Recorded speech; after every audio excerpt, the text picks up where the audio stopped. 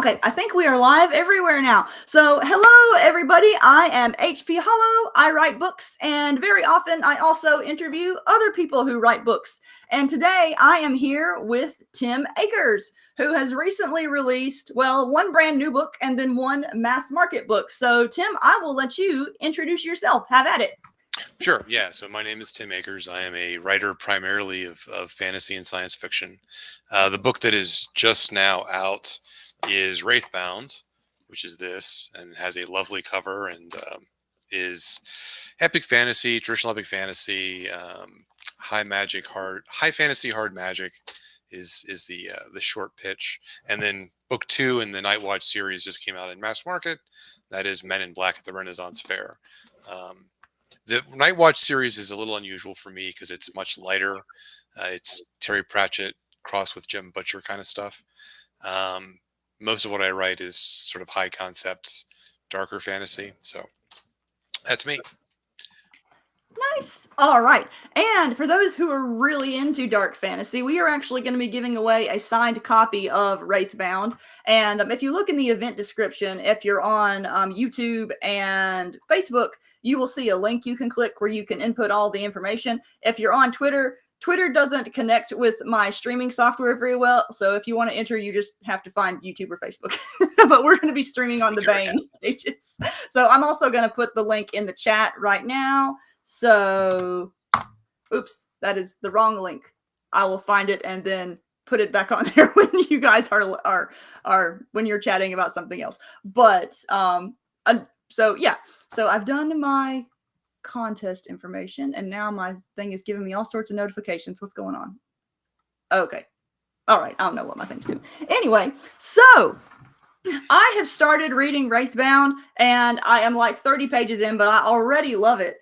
And earlier you did describe it as a high fantasy, hard magic kind of book, and that's already obvious within the first 30 pages. And I really, really love what I've seen of the magic system thus far.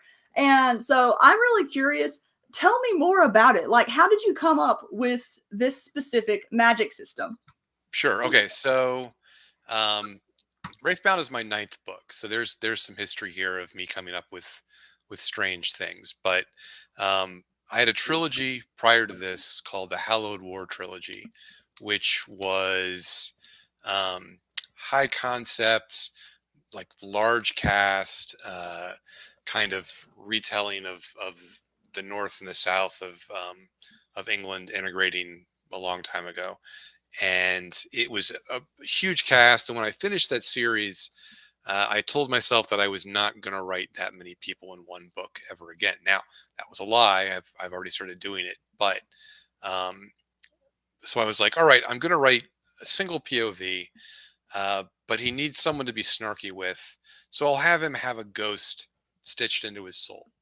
That just seems like a easy way to solve that problem. Always have someone to talk to.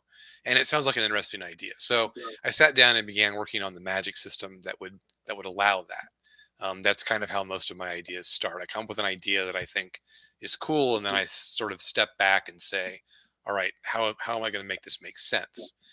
So the magic system is it's called spirit binding. And the basic idea is there are 8 planes of reality, the 4 elemental planes that we're all familiar with in traditional Western thought: earth, fire, air, and wind. And then I also have 4 other planes, which are order, chaos, life, and death. And all of those planes have native denizens. The elementals are the obvious, zephyrs for air elementals um, and so forth. But then there's also, for order and chaos, they get called angels and demons. It's a little bit of a tricky description, but they're basically spirits of order and spirits of chaos. And then life and death are the fae, are all the life spirits, and wraiths are all of the death spirits. And the way that you do magic is you fray the edge of your soul, and then you bind a spirit from one of these other planes into it, into your soul. And that lets you either draw the spirit into the material plane and do cool stuff, or you can use it kind of as an anchor to draw yourself um, into the appropriate plane. So you can visit the spirit of the land of the dead, or you can visit the sort of primal life realm, or similar things. Uh, so there are a lot of implications to that, because you can bind more than one sort of spirit, and there are spirits of different like ranks. Essentially, I'm obviously a gamer, so I think of these things in terms of like, how would this work out in a role playing game before I come up with a plot. So That that's actually touches on one of my later questions. I was going to ask you how yeah, how gaming affects your writing. yeah. There's a lot to it, but that's the core magic system. So then I come with the cosmology first, and then I begin to look at how that cosmology's history would have worked out. Like, how did this come to be? And then I began working on history and culture and the things that make up the world, and then I began finding plot within that. So Cool. So you pretty much start with magic system first, and then everything comes from that. I start with cosmology Oh, first, okay. and magic is always sort of an integral part of that. Like, my Hmm. second question is always, okay, now how do I do airships in this world? Because I'm kind of an Yes. airships guy. Oh, I Um, love airships. Oh my yeah, gosh. love, yeah, they're core to everything I've ever done. So how do airships? How do I do flying? How do I do, Mhm. how does military stuff work? How does religion work within this context? And just kind of roll from there. So Is that true for all of your books, or was that a unique creation process for this one? Like you um, start with cosmology and whatnot for all of them? that's usually how I do my Mhm. world building. That's usually the first thing that makes me interested in about a book is what the world looks like, and the cosmology. Like the earlier stuff, the steampunk stuff, cosmology was definitely part of it. Mhm. Um, and then for the Pagan Knight, the Hallowed War series, that I pitched that book as I'm doing with religion what Brandon Sanderson does with magic.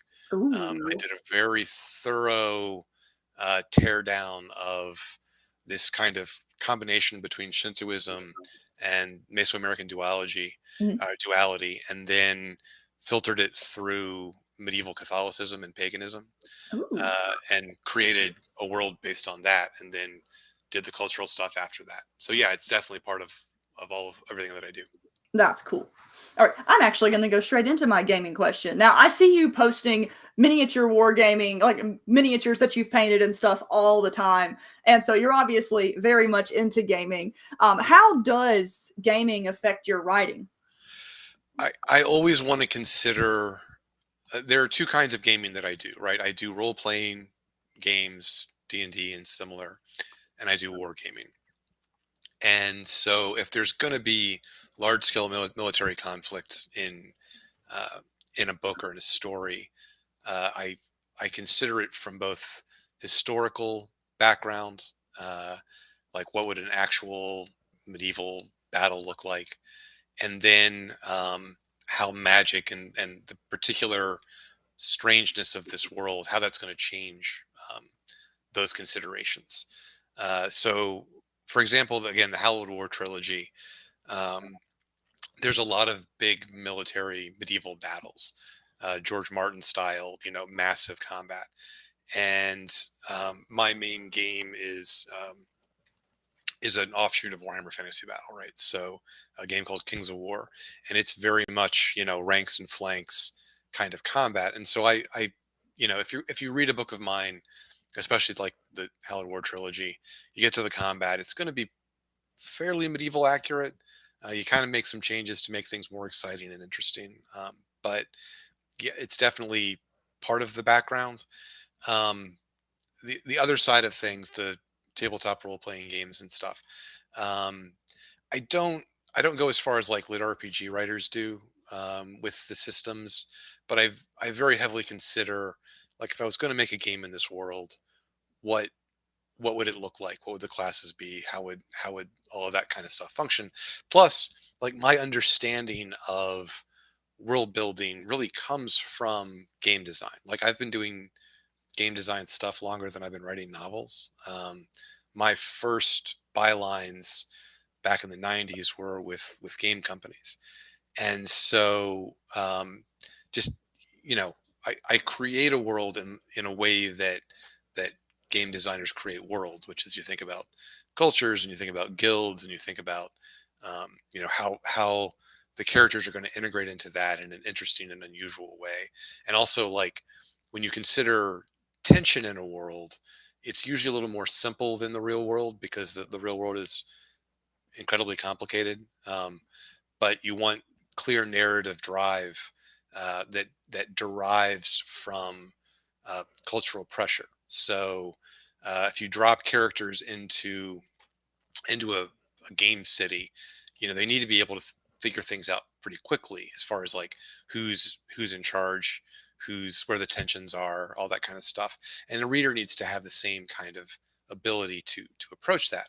So I have this idea where there are always three opposing powers, and where they intersect, that sort of triangle of intersection is where the story is. Um, and so that's how handle, you know, if I'm building a city for a game, I have, you know, the church, the government, and I don't know, the mercantiles guild, and those things kind of um, you know, compete with one another in a clear way that makes it easy for the players to look around and be like, oh, you know, these guys want this and these guys want that, and so I'll get involved with it that way. Um, so it's sort of part of the world building process.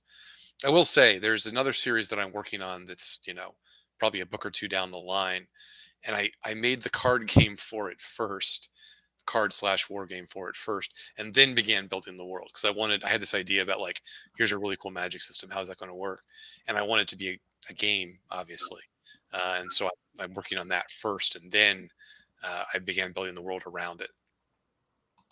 That's super cool. Now, just to clarify, did you work professionally in game design? Yeah, yeah. Oh, okay, awesome. My very first byline was for White Wolf Game Studios. I worked for Mayfair, and then a bunch of smaller companies that are out of business back in the 90s. And then I quit for a while because I had a job, you know, uh, and I changed my focus to novel writing and did that just straight for a decade or so. Mhm. And then I realized I needed to get back. I wanted to get back into the gaming part of stuff professionally, and started looking for gigs. And I've done work for Kobold Press. They do Midgard, and Mhm. did a little bit of work for Paizo, but really very little. It's a very hard gig to get, and it's a harder gig to keep because the turnover at the line developer stage is very high. And so you Ah, get somebody that likes your work, that's great, but they're gone a year later. And so then you've got to reintroduce yourself to the next person. And they always bring in people that they like also. So right. from a freelance perspective, it's really tough. Um, and then I got hooked up with a company called Weird Games out of Atlanta. They do a game called Malifaux, which is Victorian horror. It's a Ooh. The models in it are really cool.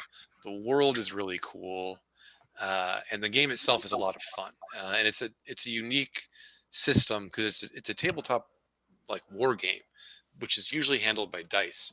But Mhm. all of the combat resolution is done with cards, with a regular, you know, deck of Ah, cards, cool. but you have a hand and you're flipping cards, and it's a unique system, and it's really a lot different because you have a Mhm. lot more control over what happens, kind of, than, you know, than most like just rolling dice kind of games. So it's a great game, and I do a lot of writing for that now. I've been doing that for 4 or 5 years maybe, and that's been a good gig. So Cool.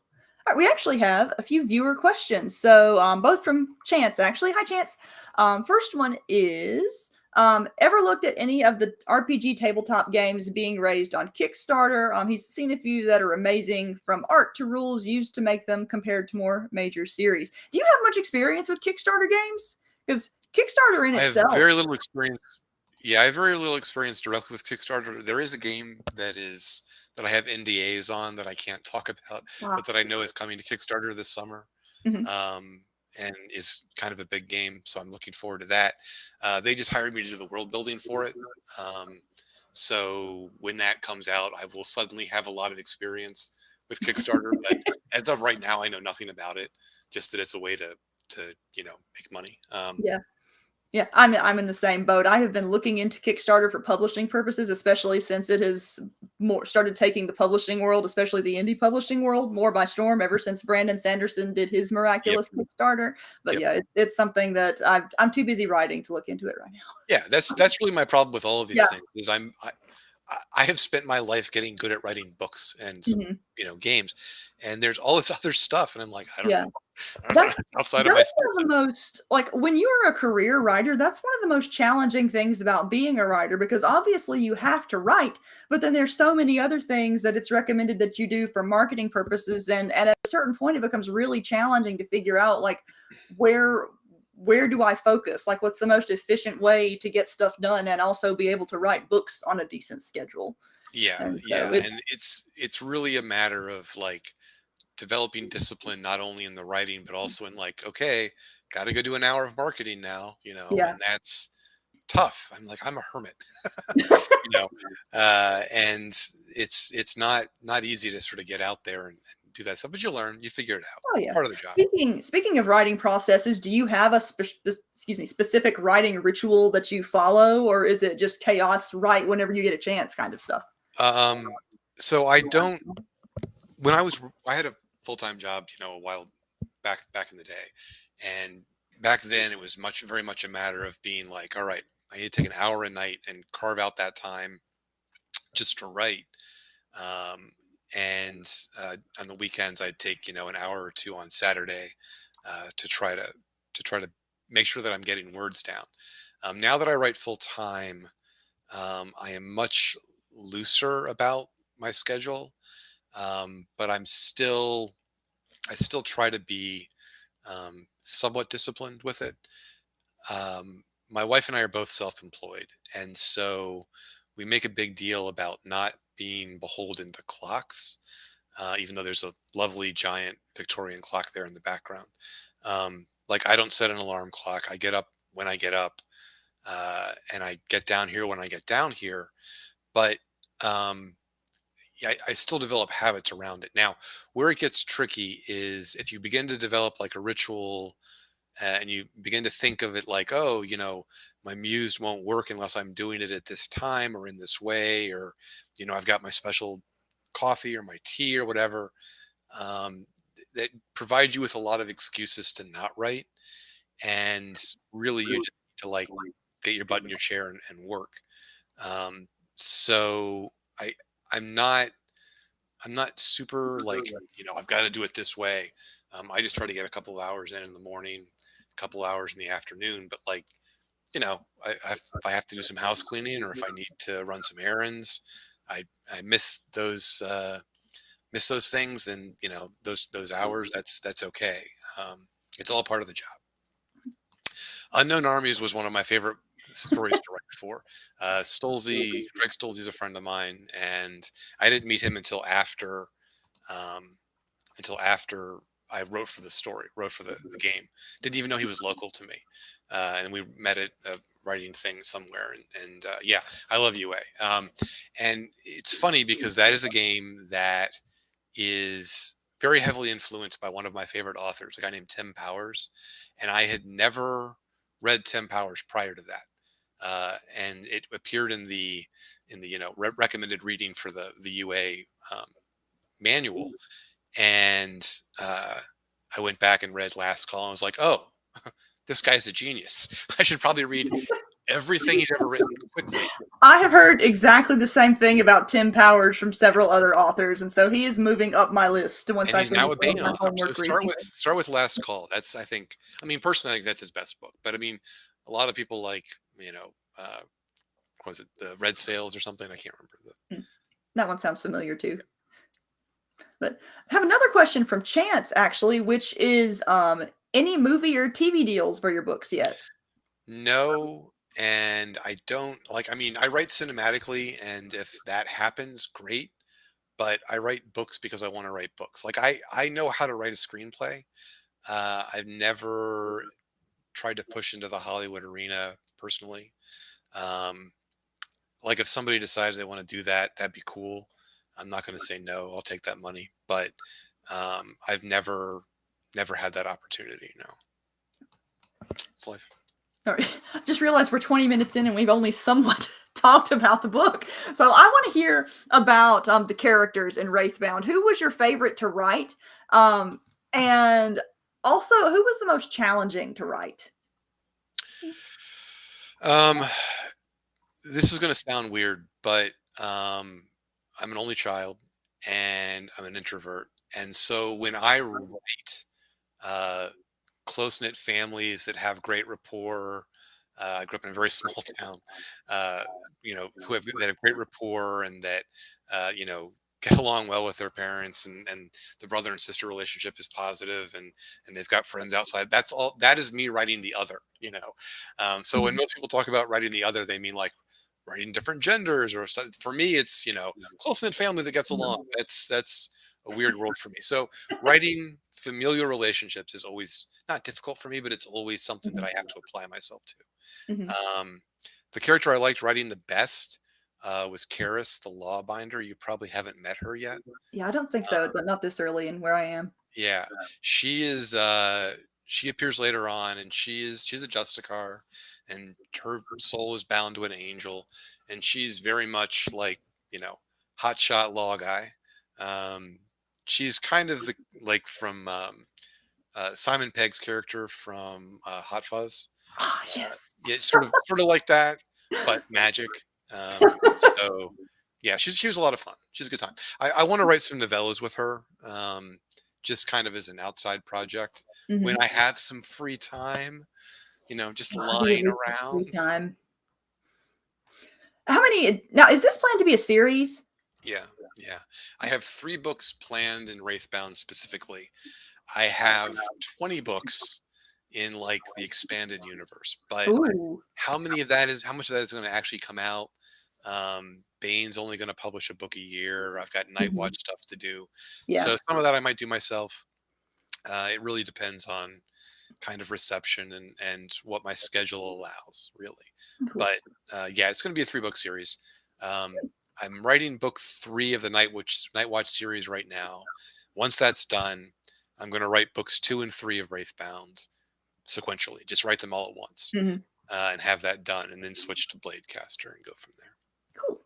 And I want to speak a bit about the Night Watch series too, since Valhellions came out in mass market. Now, it is quite different from Wraithbound in that it's more.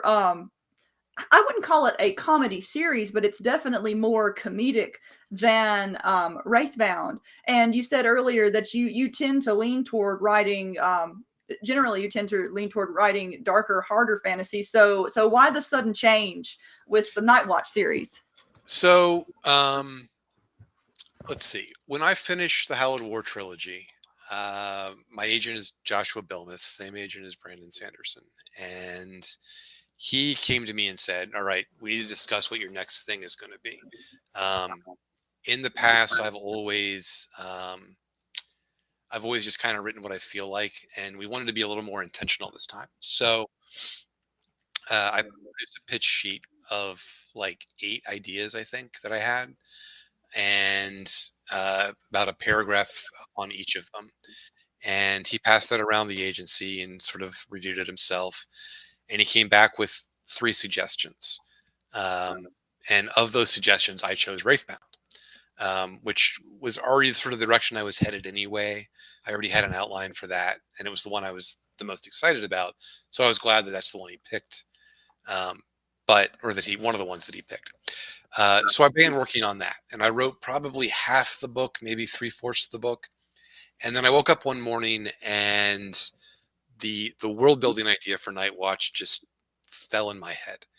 Uh, and really, the first third of the book occurred to me, and it was like 4 or 5 in the morning, and I just lay there in bed like this. I need to at least write this down so I don't forget it. Those Um, are the best moments as a writer. Like they are, stressful because they come at weird hours, but when you have those strokes of inspiration, they are just yeah, wonderful. yeah, they're marvelous. Except when you're on deadline and contract, it gets difficult. So most of my books take about 8 months to write. That is my general schedule from first draft to something that I'm happy giving Joshua or giving my editor.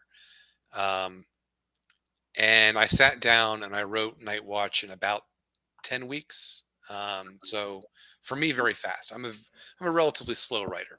I care too much about individual word choice to be like, I can't do that. Oh, I'm the same way. I Yeah. spend a like when I get to the editing phase of my stuff, I will spend like an hour picking out the right word if it's bothering me in a sentence. It is insane, but ugh. Yeah. It's not good for your career, but it's, you write how you write. You can't help it. Yep. So I wrote Night Watch very quickly and went to Joshua and was like, here's a book. It's not the book we discussed, but here's a book. And he wasn't actually super thrilled about that because I mean he already had a list of people he wanted to send Wraithbounds to, and it's a different Night Watch is different enough that you want to pitch to different people. So we went through a couple rounds of edits on it and sent it out, and Bane bought it. But as far as like why it's so much different than Wraithbound, um, I don't know. Most people I know who have like a dark sense of humor are also really kind of funny people, and I They're am, the best kind of funny people. yeah, yeah, and I am by nature a funny guy. Now, like I'm not, stand up in front of a group of people and be funny kind, Mhm. but I've got a lot of humor in me. So that is because you'll see this bookcase behind me right there. That is my father's library of P.G. Wodehouse books. Um, Ooh. yeah, Jeeves and Wooster Oh, I is the love Jeeves biggest and one. Wooster. And that when other people's dads were reading them, I don't even know, Winnie the Pooh or something. He was reading me Wodehouse. So from a very young age, I've had this sort of odd British sense of humor. And so that kind of thing like occurs naturally to me, but I've never Mhm. really written it into my books.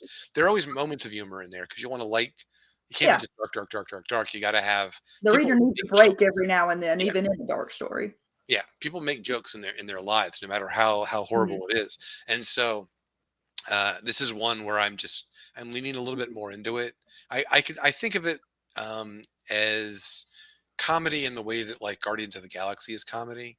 Mhm. It's an adventure story that's got a bunch of jokes in it, Right. but it's not Douglas Adams funny. It's a Mhm. different kind of funny. So I think the Terry Pratchett comparison earlier was spot on because I definitely get some Pratchett vibes from funny it. story. I have never read Terry Pratchett. What? I know. Oh my No, I gosh. know. I'm aware. I have read Good Omens. That's the only Pratchett I've read because I was a Gaiman fan for a long time. Mhm. But no, I've never like I read Oh, Douglas you Adams and did. I've read other British humor, obviously, but Pratchett somehow I just missed. Like it just clean missed it, and I'm That scared blows to my start it mind. now. I had another question, but it just fell right out of my brain. Dang it. Let's see. Well, while I try to remember my questions, we've actually had a little avalanche of questions from viewers. So, first one comes from Linda, who asks, "Have you used character maps?" I am sure that is a specific technique for creating characters, and I'm not familiar with it. So I'm not familiar I'm with going to it say either. no.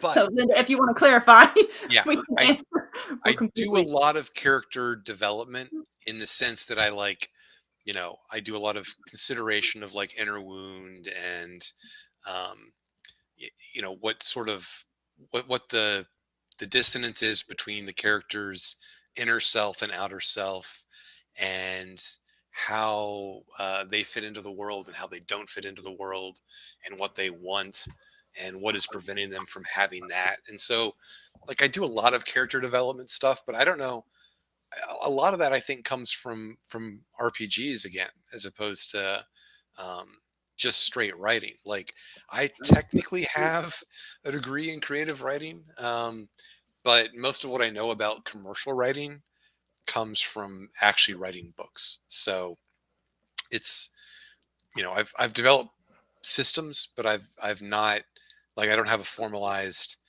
like an outline or a spreadsheet that I follow for characters. If that makes sense.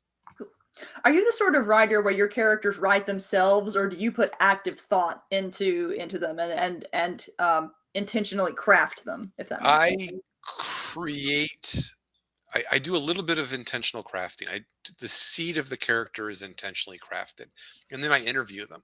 Um, I write a chapter or two from their perspective and sort of give them a try at it.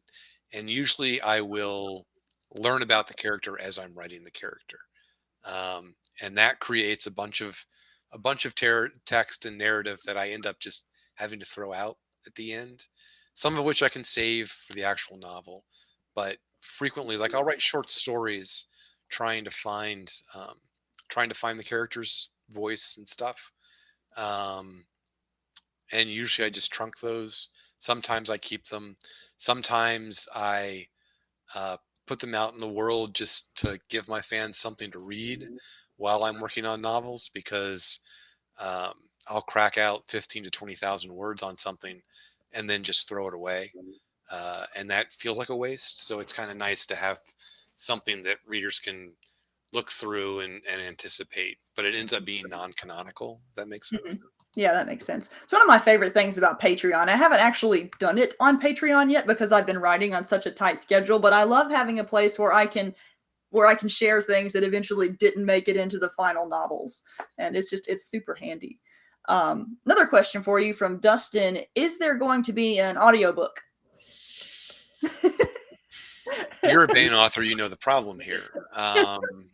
So yes, but Bane um, has licensed out their audiobook rights for their entire catalog. And so somebody else does it. Uh, and there is not a lot of communication between that company and Bane and that company and the author. So, like, it would be great if the audiobook came out at the same time as the other book, as the print version. Or if I could tell you, yes, it'll be in 6 months. I don't know. Um, the audio for Night Watch came out, I think, 6 months after the print version came out, but I didn't know it until I started. It started showing up in my book scan numbers.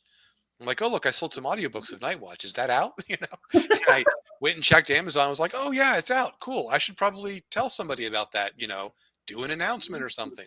Yeah, we Um, often find out when Jacob's books are out in audio when readers tell us. yeah, yeah. Valhellions, the print version has been out for a year, still no audiobook. Um, so it's a frustration with Bane authors specifically.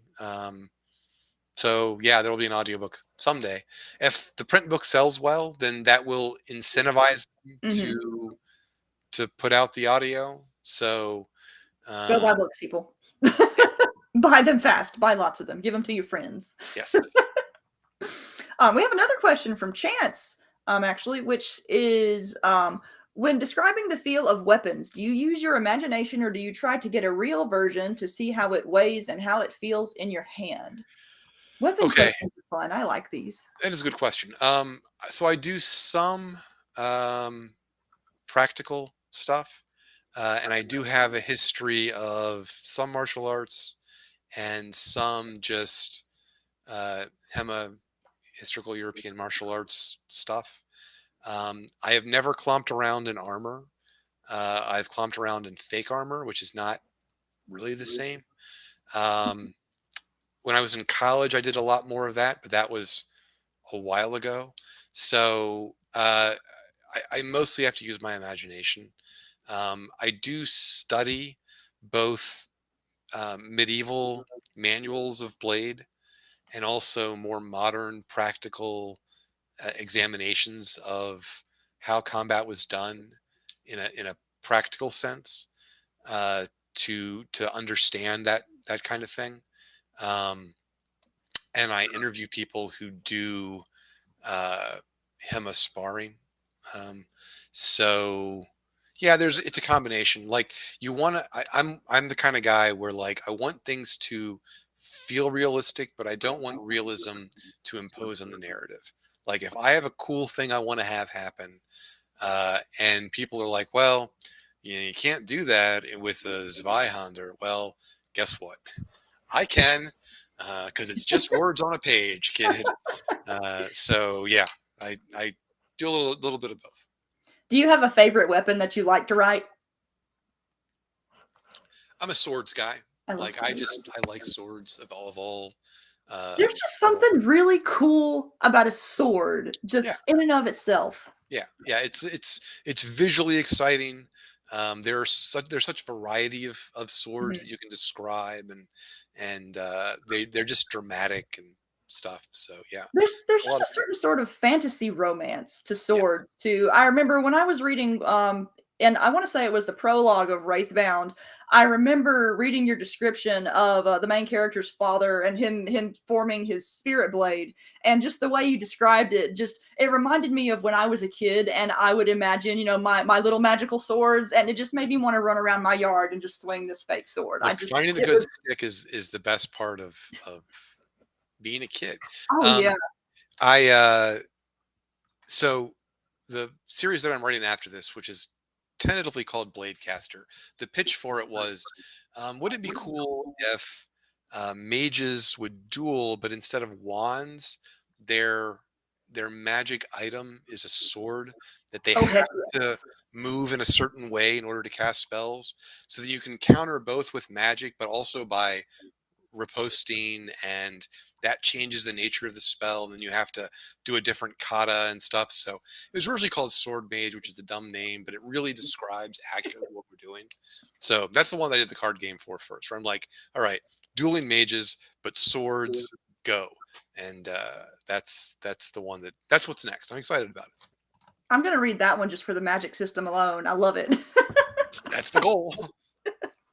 All right. I actually remembered my question from like 20 minutes ago. Excellent. There was a point where I think I was posting pictures of quotes from Night Watch, and I posted the first line, and it's a great first couple of lines. But I remember you commenting back that the first line is one of the things that you put the most thought into. You always want to make sure you have a really, really stellar first line. And I was curious, what's your technique for determining what your stellar must have first line is? Um, I struggle with technique. I honestly think that's just art.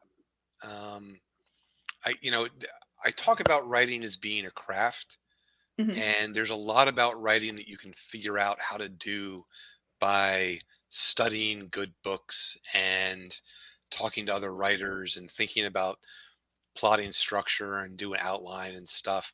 But at a certain level, there are elements of writing that's just art that you you can't talk about technique quite as easily.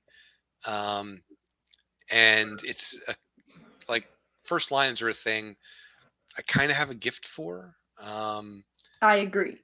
Yeah, there's and like that was my first skill. Like I got into writing because I knew naturally how to write a good sentence. Mhm. And that came probably from writing, from a lot of reading when I was a kid. Uh, Especially reading PG Woodhouse. yeah, Wodehouse is good at it. Language is just Tolkien fantastic. is good at it. A lot of British authors are really great at it.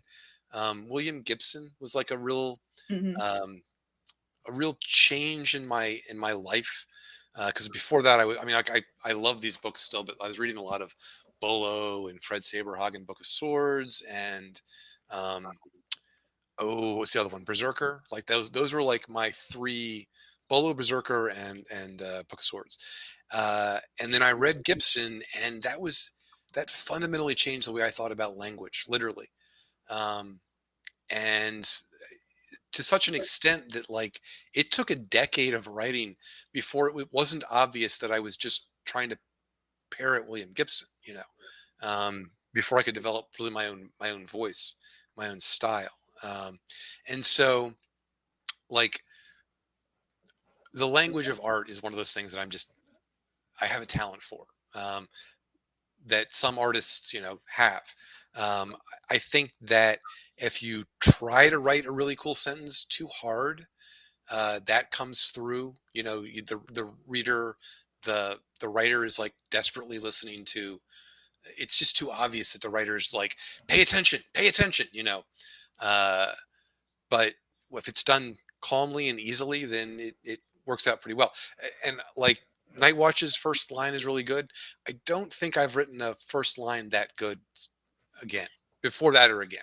And I'm not sure I'll be able to, because it's just it so thoroughly encapsulates the spirit of the book It that really, really does. It's just such an efficient piece whenever of I'm at a writing. convention and trying to pitch the book to people, and like it's Men in Black at the Renaissance Fair, tell you what, read the first paragraph. If you like that, Yeah. you'll like the book.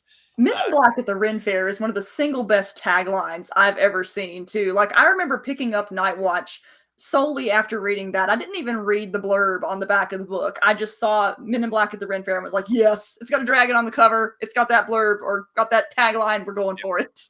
And, That's the other thing I'm good at is pitches. uh-huh. I sold my first book on pitch. Um, just three chapters and a synopsis and a pitch. Um, and I don't know, like that efficiency of language is something that I've practiced a lot, because you need to be able to do that, Hmm. um, when you're trying to sell to trad publishers, Oh, yeah. uh, and being able to very efficiently do an elevator pitch, is it's part of the job. It's part of the game. That's one of the biggest pieces of advice I give to starting writers at cons, because whenever you're at a con table, people there's always the people who come up and say, hey, I'm writing a book, or I finished a book and I'm publishing my first book or something like that, and I'll ask them what it's about, and they'll start going into this minutes long description, and I always want to stop them and Stop. be like, this is cool, but readers are not going to listen that long. You need to have like 5 words that you can sum this up in. Yeah. And there is something to be said for that kind of efficiency, because when you think about it, like there is no end to the type of entertainment we have available, and you basically have to take that in mind. You're competing with every other kind of distraction your reader could be engaging in, and you have to be quick about it. Oh, there Um, there are a lot of things that like new writers think are the enemy. Oh, mhm, other writers or all this other stuff. But the enemy is obscurity. Like the enemy mhm, is the sheer deluge of not just books. I mean, books alone. There are hundreds and hundreds of books coming out daily. mhm. In your genre.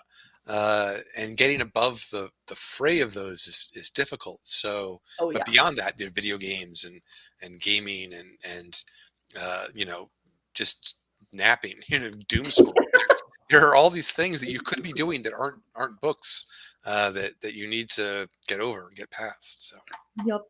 Okay, we've got a clarification from Linda on the character question, and she says she's referring to like a biography book of your characters to allow consistency within the series, kind of like a series Bible. yeah, a Bible. Yeah. Yes, I do that. And I keep it in a spreadsheet, and part of it is, um, I have a description of the character. I have some notes about their motivations, and I have necessary relational stuff. So and so is the sister of so and so. They got into a fight with this other person, at this point. Uh, you know, are they alive? Are they dead? Were they wounded? That kind of, um, consistent sort of, to make sure that like their shoes are the same color in every scene, sort of thing. Yeah, I have that absolutely. Cool. I use something similar. I have there was a note I was reading in one of my books a while back where I made a note to myself, like, make sure this character has the right number of eyes, because at some point in the course of editing I gave her an eye patch. And in some Make sure it's scenes the right she eye. had both eyes, and in other scenes she did not.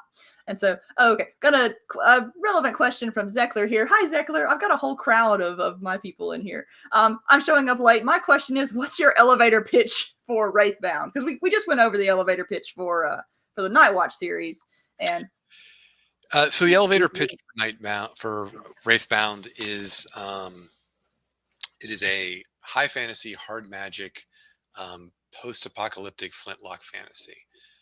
The war between order and chaos has ended, and the bad guys have won, and the world is very slowly falling apart. And, um, the main character is trying to become a mage. Uh, they try to bind a storm spirit to their soul, and inadvertently bind the the wraith of a murdered mage instead, and that causes shenanigans. Their world falls apart quite literally after that. So that's the pitch. I love the stakes in this series, like the whole world literally falling apart. Or it is has fallen apart. Yeah, Like or well, it has fallen apart, it's continually falling apart. Yeah. Let's see here. We are down to the last 15 minutes. So I want to reiterate to everyone too, we do have the contest running on, where you can enter to win a signed copy of Wraithbound, and I'm going to share that link again for ease of access. Let me find it again. And boop, there it is. I wanted to ask a question. Like, world building is obviously your thing, and a lot of people who write fantasy, like that's one of the reasons, one of the things that gets them into writing fantasy in the first place.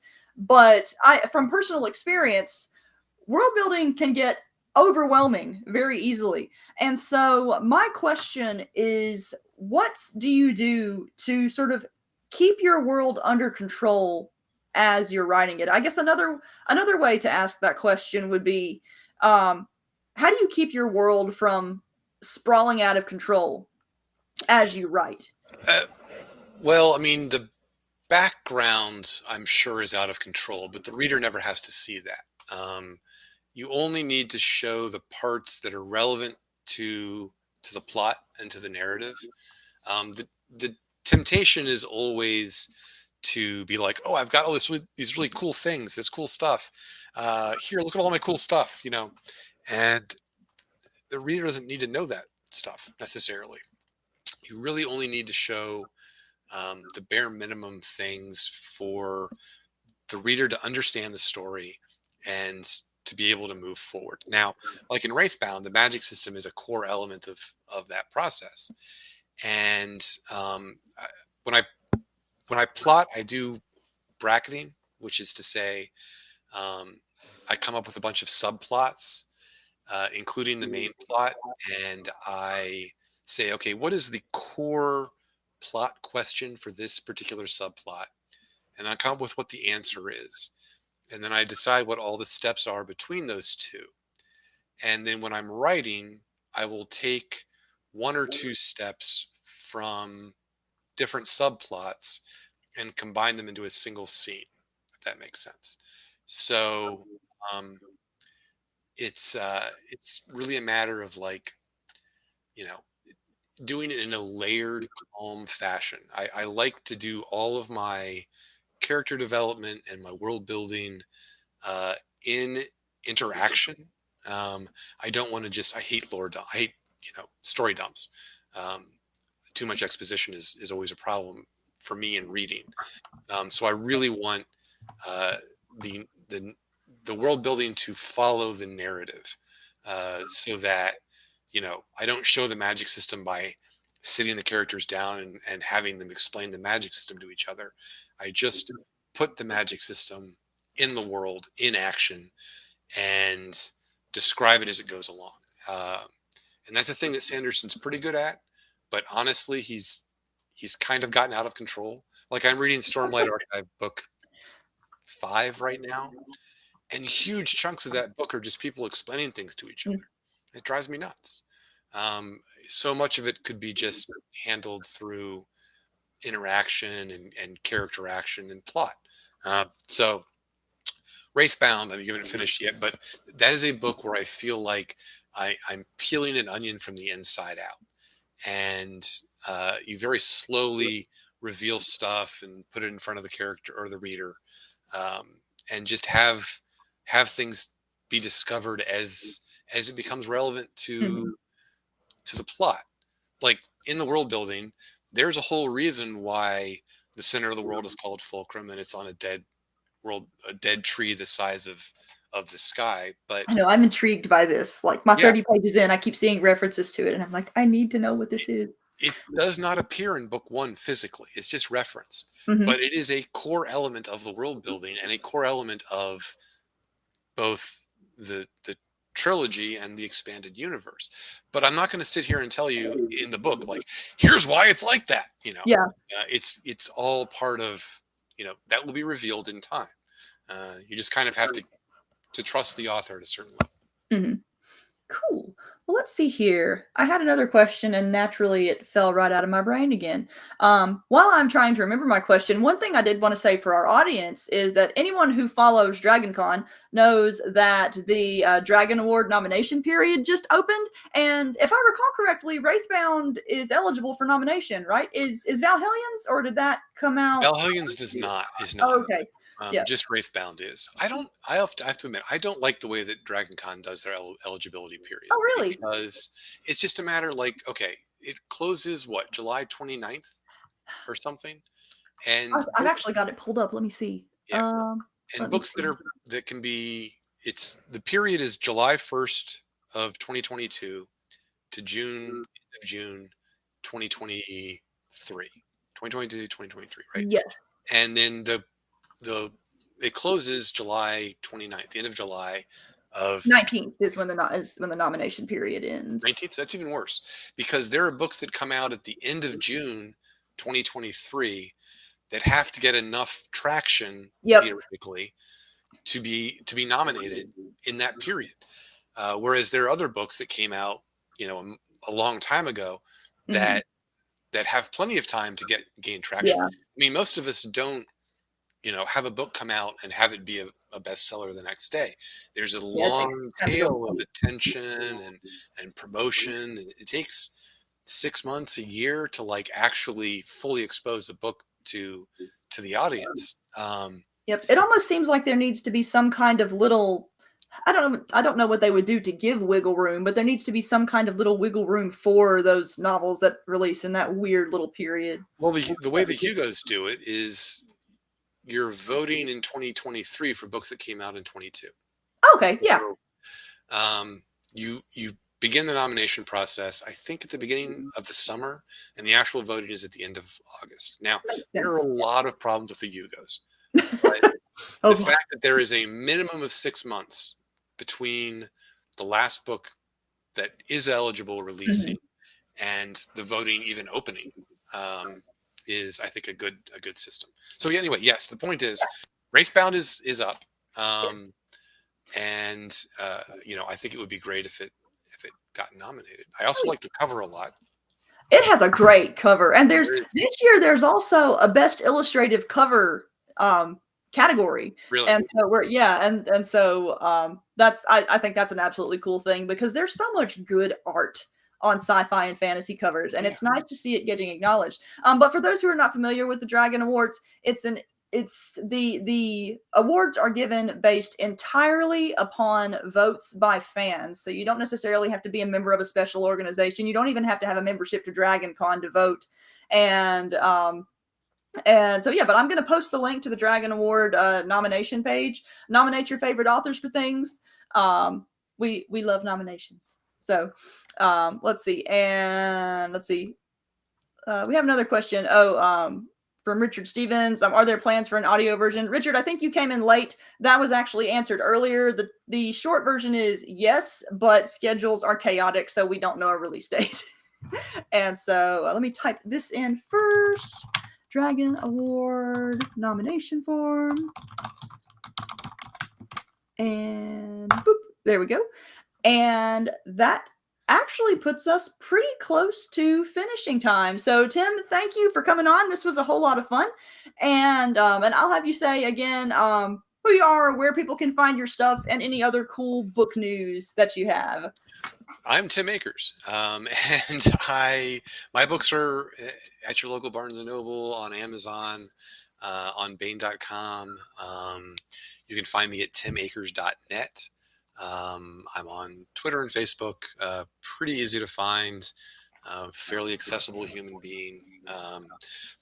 First book of the new series, WRAITHBOUND, out now. Night Watch is out, Valhellions is out. If you like sort of dark steampunk, Heart of Eridon is available online. So, All right. Well, thank you again for joining me, and thank you everyone for watching. We had a good crowd tonight and a lot of really good questions. But until next time, bye. Bye.